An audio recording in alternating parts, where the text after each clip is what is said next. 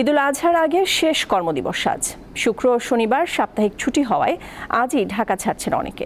ফলে রাজধানীর সঙ্গে যুক্ত বিভিন্ন সড়কে যানবাহনের চাপ বেড়েছে।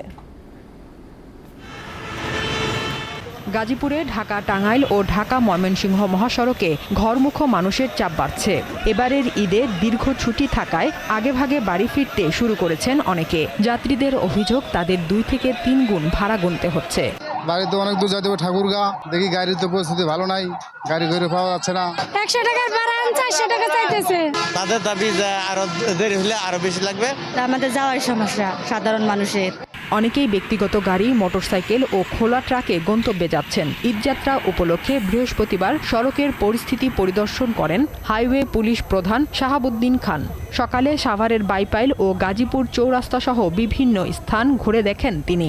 খোলা ট্রাকে, পিকআপে এই যেগুলো ঝুঁকিপূর্ণ যাত্রা, সেইটাতে আমরা কোনোভাবেই অ্যালাউ করব না। আমরা সর্বোচ্চ পরিমাণ সতর্কতার সাথে আইন প্রয়োগ করব। এদিকে টাঙ্গাইলের ঘাটাইলে কাভার্ড ভ্যান ও মোটরসাইকেলের মুখোমুখি সংঘর্ষে 2 জন নিহত হয়েছে। আহত হয়েছে 1 জন। নিহত 2 জন মোটরসাইকেল আরোহী। সাদিয়া চৌধুরী, দীপ্ত, বার্তা কক্ষ।